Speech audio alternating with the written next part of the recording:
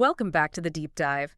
Today, we're plunging into something pretty mind-bending, actually, music and artificial intelligence. Yeah, it's a space that's just exploding with questions right now. Exactly.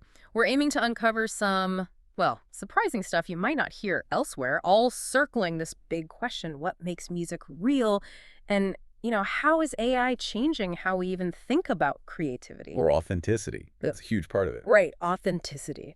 So, to kick things off, let me share something that, honestly, it kind of messed with my head when I first heard it. Okay, intriguing. If you're a Bowie fan, you might think you know Starman, right? Well, there's this story floating around that the famous chorus wasn't entirely original, that it was actually borrowed or maybe inspired by a much older blues song from 1937, a guy named T-Bone Fletcher. T-Bone Fletcher. Yeah. Okay, never heard of him, but blues history is deep. Exactly. And I've actually got a clip of this supposed original track. Just listen to this for a second. It sounds incredibly raw. AI-generated blues song featuring "There's a Starman Waiting in the Sky." Pretty powerful, right? You can almost picture it, that old guitar, the voice. It just feels, I don't know, real. It really does. It has that texture, that sort of historical weight to it. You feel something. But here's the kicker. The twist. I sense there was one coming. That whole story. T-Bone Fletcher, 1937, I made it all up. What? And that clip, 100%, generated by an AI from a text prompt. No way. Seriously, Yeah. just typed in some words and that came out. Yep, completely AI. Wow, okay. Well, that feeling you get, that sense of surprise, maybe even feeling a little bit, I don't know, tricked. Yeah, a little bit. That's exactly what we need to unpack today. Because our whole perception of music, what we value in it, it can just shift like that when we find out where it came from. Definitely. So our mission here in this deep dive is really to explore all the weird, the wonderful, and sometimes, unsettling ways AI is reshaping music. And we'll do that looking through the lens of a really interesting creator, Dustin Ballard. Okay, so if AI can cook up something that feels that authentic, it just throws that big question wide open again, doesn't it? What actually is real music? It's the fundamental question right now, I think. But what's crucial to remember is this isn't new. We've asked this before. What do you mean? Well, think about it. Every time a major new technology hits music, people panic a bit. Synthesizers in the 70s and 80s. Oh, yeah, people hated those at first. Not real instruments. Exactly. Or sampling in hip-hop. Huge controversy. Was it stealing? Was it real music creation? Right, I remember that. And go back even further, like way further, Yeah. the 1800s, the phonograph. The record player. People argued about that. Oh, absolutely. John Philip Sousa, the big marches guy, he was like the Taylor Swift of his day. Huh. He was not a fan.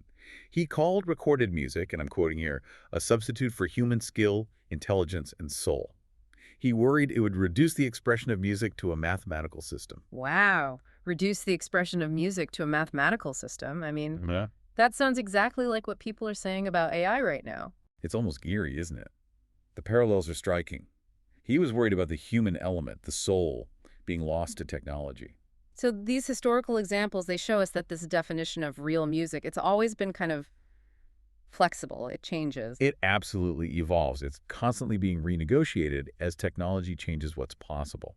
So the question isn't if our definition will change again because of AI. It's how it will change this time. Is AI just the next step, like the synthesizer or the sampler? Yeah. Or is it something fundamentally different? That's the multi-million-dollar question, isn't it? Because AI can mimic and potentially even create in ways those earlier technologies just couldn't. It raises a whole new set of ethical and artistic questions. Okay, so to get a handle on the how, we need to look at someone who's right in the thick of it, not just talking about it, but actually doing it. Right. Using AI as a tool. Exactly. And that brings us to Dustin Ballard. He runs that viral social media channel, There I Ruined It. Ah, yes, I've seen his stuff. It's hilarious. It really is. His whole mission, he says, is to lovingly destroy your favorite songs. And AI is often his weapon of choice. Lovingly destroy. That's a great way to put it. Let's dive into some examples, because he uses AI in a few different ways. It's not just one thing. Okay. First, there's the AI voice model. This is where it gets really interesting. Think of it like digitally cloning a singer's voice. Capturing their unique sound. Exactly. Their tone, their inflections, everything. He trains an AI on tons of an artist's recordings. Then he often sings an impersonation himself. Okay. And feeds his vocals through that custom AI model. So he's basically wearing the AI voice, like with his AI Conway Twitty singing 50 Cents in Day Club. He plays the fiddle, maybe with a band, sings it his way. Then the AI makes it sound like Conway. It's wild. Listen to this. AI Conway Twitty singing in Day Club. You can't make this stuff up. It's so wrong, but so funny. It really works, though, comedically. Yeah. But beyond the joke, it tells you something about how well the AI can capture the essence of that voice, doesn't it? Yeah, definitely. It's picking up on all those little nuances, the growl, the way he phrases things. It's not just changing the pitch. It's like it learned his vocal DNA. The AI isn't creating like a human, but it's incredibly good at mimicking. And for someone like Ballard, that mimicry is the creative tool. That's a great point. And it's not just these deep voice models. He also uses what you might call voice swapping or transformation. Sometimes it's faster, more real-time. Right, changing the voice on the fly almost. Yeah, like in his Red Hot Chili Peppers Make a Grocery List, phone, you hear him just singing this boring list, and then suddenly, boom, it's Anthony Kiedis. Ballard's voice. Quinoa, bananas, ravioli, canned tuna, pickles, macaroni. Then AI, Anthony Kiedis. Quinoa, bananas, ravioli, canned tuna, pickles, macaroni. Chuckles. Okay, that's uncanny. It really sounds like him just reading a list. It's bizarre.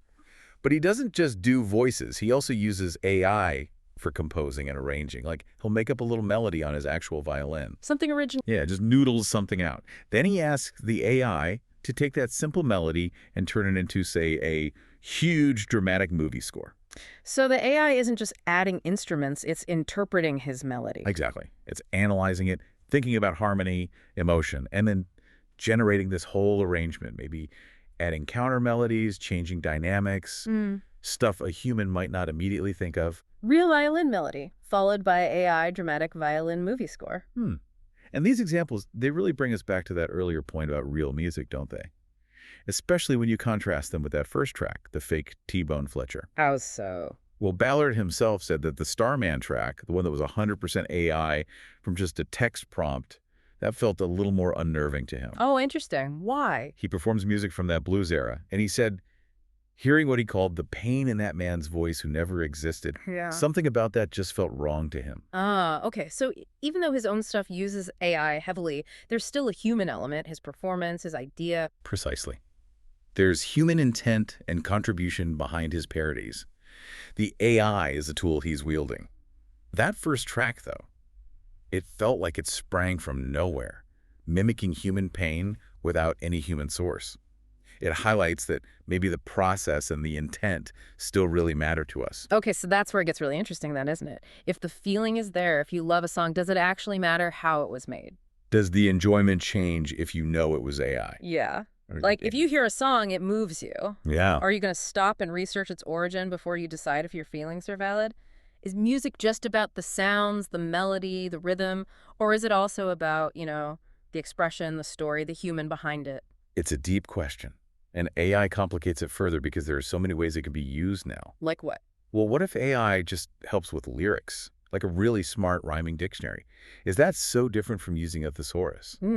Probably not that different now. Or what if it creates a totally new instrument sound, something nobody's ever heard before, like a new kind of synthesizer, essentially? Yeah. Okay, that sounds like a creative tool, too. But then, what if an AI analyzes, say, Taylor Swift's entire catalog and writes a brand new song in her style? Is that a Taylor Swift song? Would she put her name on it? Ooh, yeah, that feels different. More like imitation, maybe. It blurs the lines, doesn't it? And Ballard even talks about using different AI voices, almost like a guitarist uses different guitars. Well, you stick with your voice. Right. He actually asked his coworker, who has this great baritone voice, if he could, quote, purchase his voice for a song. Laughs. Purchase his voice. Yeah. Then he used an AI model of that voice to sing Baby Got Back, but set to the tune of Leonard Cohen's Hallelujah. You need to hear this. AI baritone voice singing Baby Got Back to the tune of Hallelujah. Oh, my God. I don't think I can ever hear Hallelujah the same way again. I know, right? But it really does make you think. Voice is just another texture, another instrument you can pick up. It changes the whole idea of performance. Yeah. So, okay, with all this crazy stuff happening, blurring lines everywhere, it's got to be causing some confusion, right? Like, how do people even regulate this? Oh, massive confusion. Even at the highest levels, people are scratching their heads. Like lawmakers. Absolutely. Ballard actually had this experience where His AI Johnny Cash singing Barbie Girl mashup. Chuckles. Of course he did. It got played during a U.S. congressional hearing about AI music. Seriously. What was the reaction? Well, one representative, Matt Gaetz, his reaction was basically, robots should not be subject to free speech. Wow. Okay, but Ballard isn't a robot. Exactly.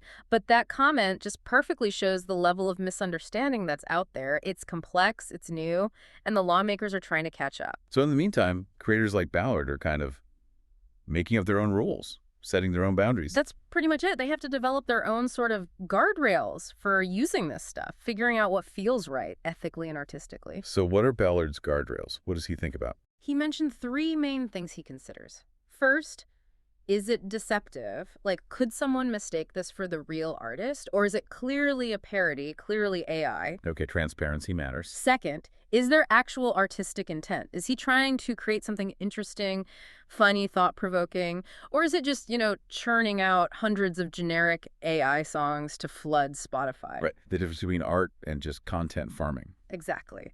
And third, how does this affect other musicians? What's the impact on the people whose voices or styles are being used, even in parody? That's a big one. What is the impact? Do the artists he parodies get upset? Well, what's fascinating and maybe a bit surprising is that often the artists themselves, the victims of his parodies, like Snoop Dogg or Ed Sheeran or Nicki Minaj, they often end up sharing the videos themselves. Well, I think it's funny. Apparently. Yeah. Which suggests maybe the context of parody makes a difference. But you raise a good point. What if it wasn't parody?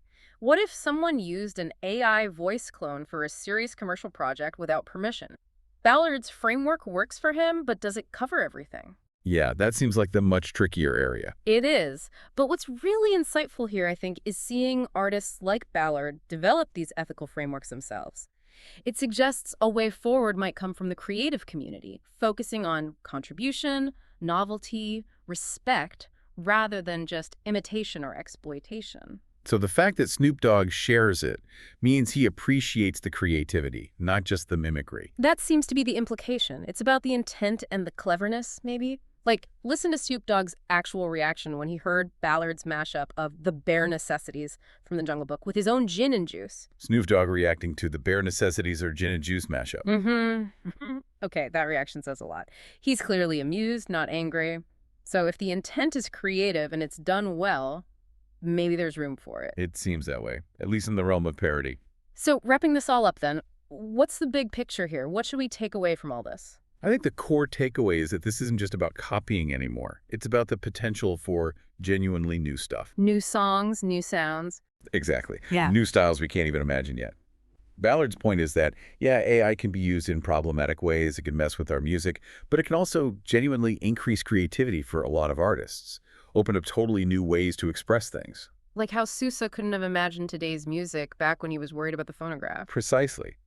He was worried about reduction, but technology actually led to incredible expansion and diversity in music. AI could do the same, pushing boundaries we don't even know exist yet. Okay, so to leave everyone with one final thought, Yeah. maybe something to really chew on, and maybe the ultimate example of this kind of unimaginable evolution. Uh-oh.